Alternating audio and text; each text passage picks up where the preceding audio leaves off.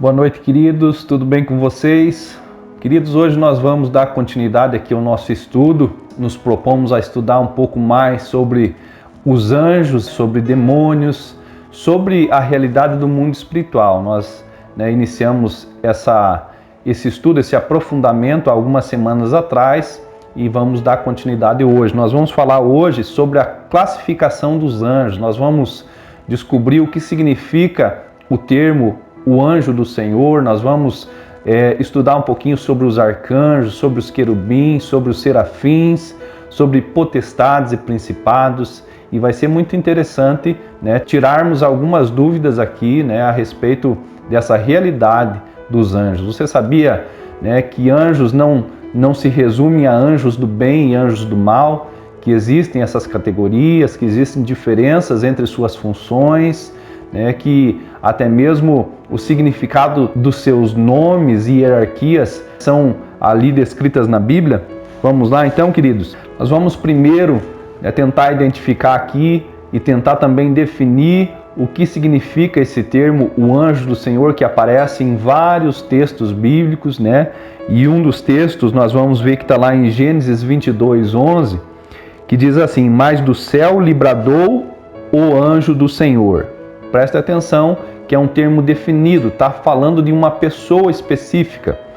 Abraão, Abraão, e ele respondeu, eis-me aqui. Esse é um texto que está presente na passagem onde Abraão sobe o monte para sacrificar Isaque em oferta a Deus, e nós sabemos que Deus interfere, que Deus providencia um sacrifício e impede que Abraão sacrifique o próprio filho Isaque. Logo na sequência nós lemos aqui Êxodo 3:2, que diz assim: apareceu-lhe o anjo do Senhor numa chama de fogo no meio de uma sarça ardente, e Moisés olhou e eis que a sarça ardia no fogo e a sarça não se consumia. Outra passagem sobrenatural, onde nós vemos Deus se manifestando a Moisés através ali dessa aparição, e aqui mais uma vez o termo o anjo do Senhor aparece na Bíblia, e que também vai nos levar a entender que essa manifestação angelical, na verdade, é o próprio Senhor usando ali uma figura angelical para se manifestar a Moisés, e anteriormente nós falamos dele se manifestando a Abraão. Nós vamos ver aqui em Gênesis 18:1 o seguinte: apareceu o Senhor a Abraão nos carvalhais de Manre, quando ele estava sentado à entrada da tenda, no maior calor do dia. Levantou ele os olhos, olhou, e eis 3 homens de pé em frente dele. Vendo-os, correu da porta da tenda ao seu encontro e prostrou-se em terra. Vou ler ainda Gênesis 18:13, que diz assim: disse o Senhor a Abraão, por que se riu Sara, dizendo, será verdade que darei à luz, ainda que sendo velha? E ainda Gênesis 18:33, tendo cessado de falar a Abraão, retirou-se o Senhor, e Abraão voltou para o seu lugar. Nós lemos o primeiro texto aqui, os primeiros versículos do capítulo 18, e nós podemos perceber ali a referência de 3 homens. No fundo, nós sabemos que não são homens de forma especial, porque eles estão ali para cumprir uma missão divina. Foi Deus que manda esses homens para cumprir juízo, para estabelecer juízo sobre Sodoma e Gomorra. Nessa passagem angelical, nós vamos descobrir que esses homens são anjos.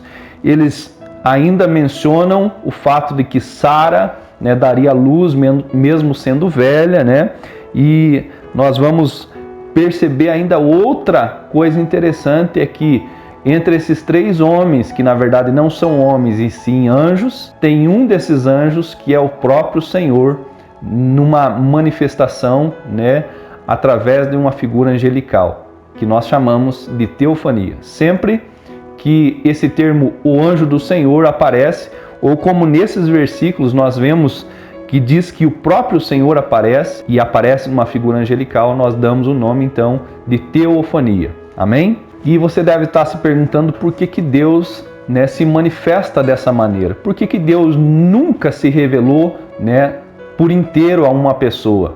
Nós vemos uma menção na Bíblia de que Moisés viu Deus face a face, mas nós vamos ver o texto aqui que na verdade Moisés não viu Deus face a face. Deus permitiu que Moisés o visse, mas de forma limitada. E Tem mais de uma razão para que Deus não tenha se manifestado por inteiro ao homem.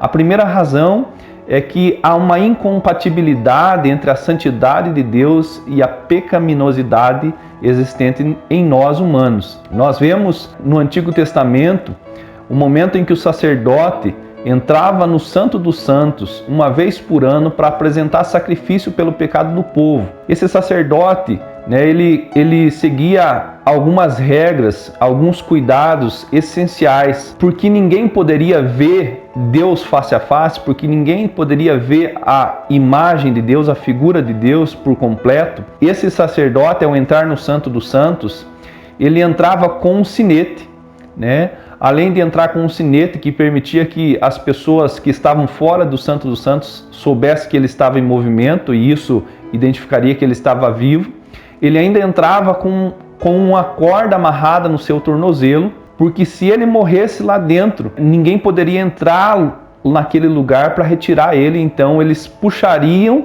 esse corpo pela corda. Isso tudo porque ele entrava no Santo dos Santos e ali estava a arca, e era proibido, era vedado olhar para dentro da arca, porque a arca levava ali a presença de Deus. Veja como é interessante, e aqui nós entendemos por que Deus não se revela por completo ao homem, porque a santidade de Deus consumiria todos que o vissem, porque nós, como homens, somos pecadores. Outra razão que nós devemos levar em consideração é que Deus sempre foi contrário à idolatria. A idolatria é a abominação para Deus.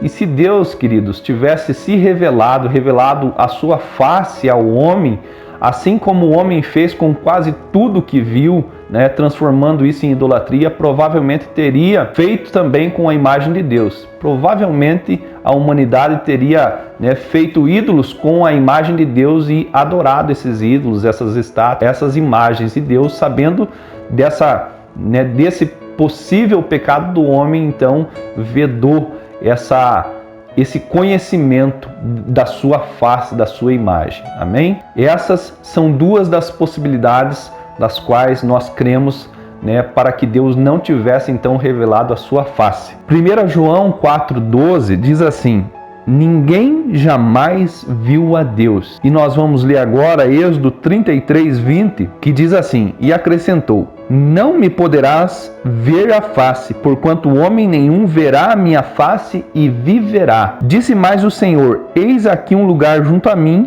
e tu estarás sobre a penha. Quando passar a minha glória, eu te porei numa fenda da penha, e com a mão te cobrirei até que eu tenha passado. Depois, em tirando eu a mão, tu me verás pelas costas, mas a minha face não se verá. Nós vemos aqui um dos momentos de maior intimidade entre o homem e Deus, momento em que Moisés pede a Deus para que Deus se revelasse a ele, e Deus, num ato de misericórdia, dando ali um presente a Moisés, diz que ele colocaria Moisés na fenda da rocha, na fenda da penha, e passaria por Moisés, e quando Deus tivesse passado então por Moisés, Deus permitiria que ele visse Deus pelas suas costas. Ou seja, Deus não se revelou nem mesmo a Moisés, que nós temos uma passagem que diz que Deus se revelou face a face a Moisés. Mas isso não quer dizer que Moisés viu a face de Deus. Está falando da profundidade do relacionamento que Moisés teve com Deus. Um relacionamento de amigo, um relacionamento íntimo, muito mais intenso do que nós podemos imaginar. Amém? Queria que você acompanhasse a leitura de Êxodo 23:20 ao 22, e nós vamos ver algumas coisas interessantes aqui. Diz assim: eis que envio um anjo à frente de vocês para protegê-los por todo o caminho e fazê-los chegar ao lugar que preparei. Prestem atenção e ouçam o que ele diz. Não se rebelem contra ele, pois não perdoará suas transgressões, pois nele está o meu nome.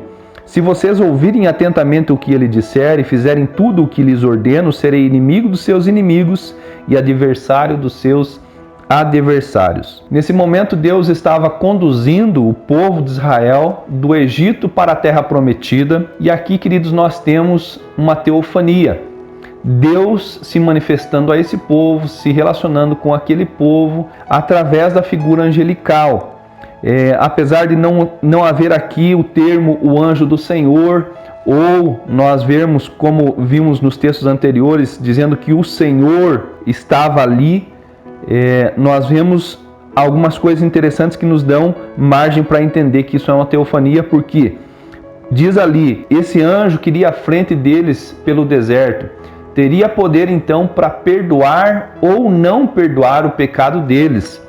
Outra coisa interessante ainda que nós vemos nesse texto é que esse anjo que iria à frente deles levaria o nome do Senhor, algo, né, que é muito íntimo, muito pessoal, né? E por isso nós entendemos então que, como é Deus aquele que detém autoridade para perdoar ou não perdoar, que isso é um atributo divino apenas e não atributo dos anjos, e que o nome do Senhor estaria presente nesse anjo, nós cremos então que essa passagem está falando de uma teofania, momento em que Deus estaria indo adiante do povo usando a figura angelical. Outra coisa, queridos, que é interessante que nós saibamos é que as teofanias, que é o que nós já definimos aqui, que é a aparição de Deus através de uma figura angelical, quem está ali é o Filho, é o Senhor Jesus.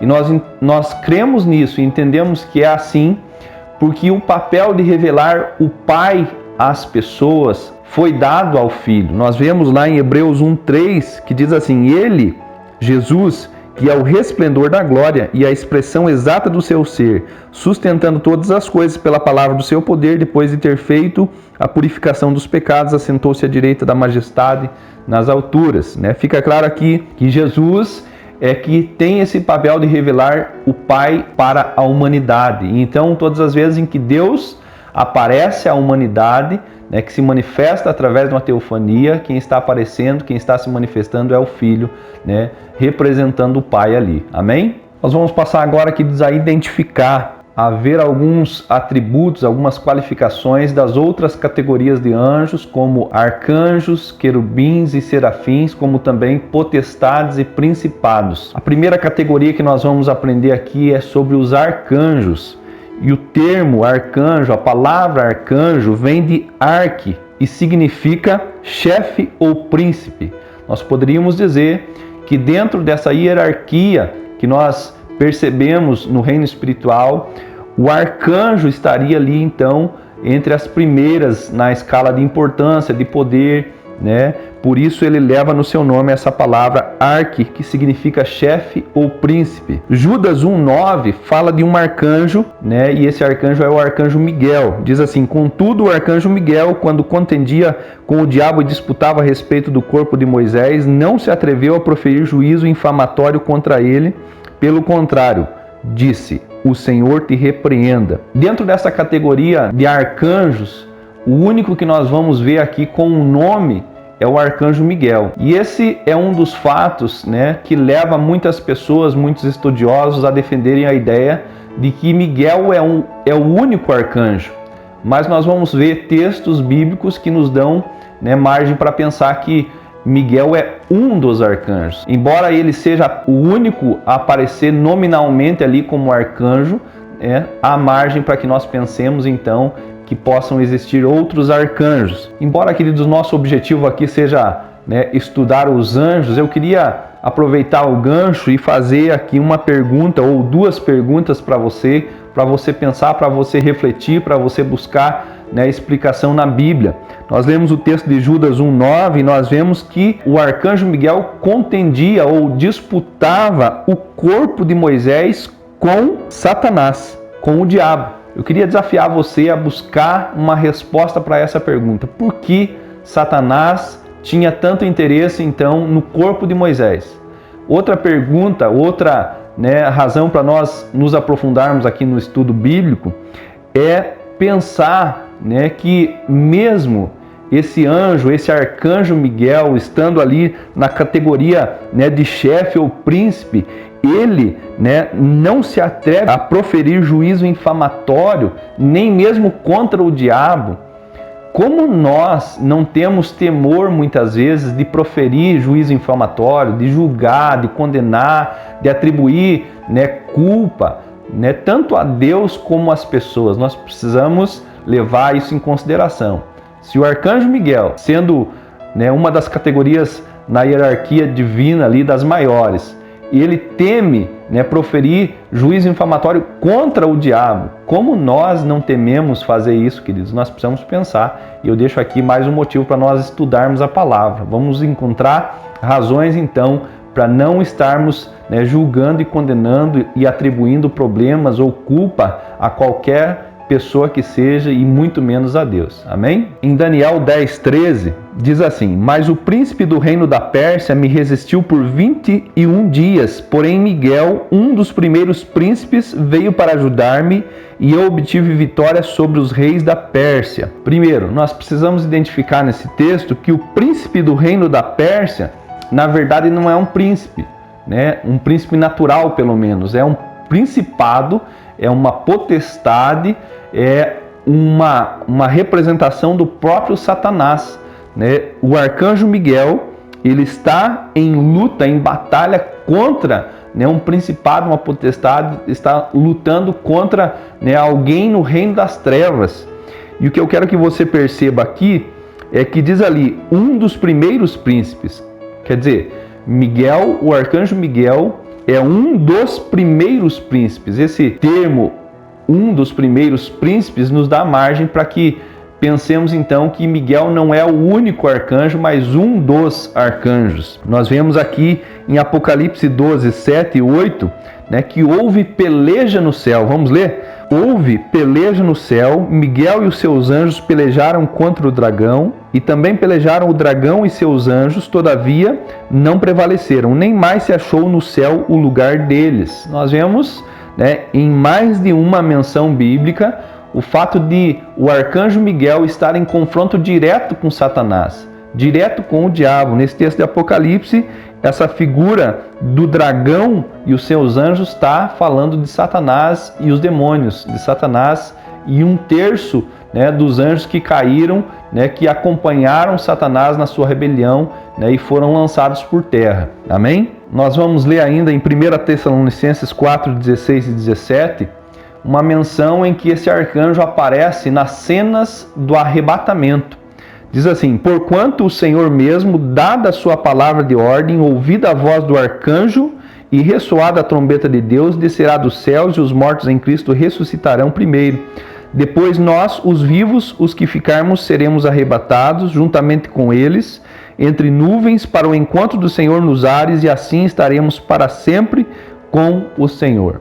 Perceba que nas cenas do arrebatamento, o arcanjo estará ali, diz ali, dada a sua palavra de ordem, ouvida a voz do arcanjo e ressoada a trombeta de Deus. Está falando das cenas do arrebatamento. Então nós vamos, em nome de Jesus, ter essa experiência de descobrir alguns detalhes a mais sobre esses arcanjos nas cenas do arrebatamento. Isso se eu e você estivermos lá, e nós estamos aqui aprendendo a palavra de Deus justamente para isso, para nos encontrarmos nos ares com o Senhor Jesus. E lá talvez algumas dúvidas que restarem vão ser esclarecidas. Passamos agora, queridos, a aprender um pouquinho sobre os querubins. Nós vamos ver, queridos, lá em Gênesis 3:24, que diz assim: e expulso o homem, colocou querubins ao oriente do jardim do Éden, e o refulgir de uma espada que se revolvia para guardar o caminho da árvore da vida. Nesse texto de Gênesis 3:24, lá no comecinho da Bíblia, nós vemos a primeira menção a respeito de anjos. E o anjo que aparece aqui como a primeira passagem bíblica que trata a respeito de anjos é a categoria dos anjos querubins.